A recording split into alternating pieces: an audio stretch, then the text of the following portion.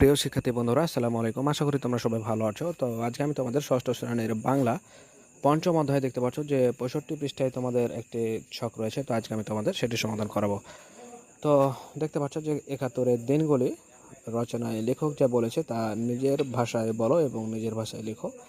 তো চলো যাই আমরা ছকটি সমাধান করি। তো এর আগে আমি তোমাদের ষষ্ঠ থেকে যত শ্রেণীগুলো আছে 10 পর্যন্ত আমরা সবগুলো সমাধান করে দিয়েছি। তোমরা চাইলে তোমাদের প্রয়োজন অনুযায়ী সেই ভিডিওগুলো দেখে নিতে পারো। তো চলো যাই আমরা সমাধানটি দেখি।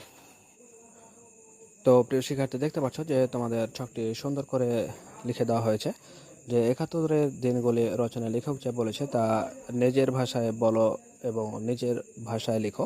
তো দেখতে পাচ্ছ এখানে উত্তরগুলো দেওয়া হয়েছে। নমুনা উত্তর যে লেখক জাহানারা ইসলাম 71-এর দিনগুলি নামক। তোমরা সুন্দর করে দেখে দেখে লিখে নাও। সুন্দর করে তোমাদের জন্য এগুলো দেওয়া হয়েছে আর কি। তো এটা হচ্ছে তোমাদের নমুনা উত্তর।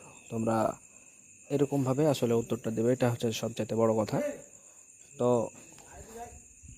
আসলে আমরা এটাই হচ্ছে তোমাদের নমুনা হিসেবে সিলেক্ট করেছি। তোমরা চাইলে এটাকে অনুকরণ করে তোমরা তোমাদের সমাধানটি কমপ্লিট করতে পারো।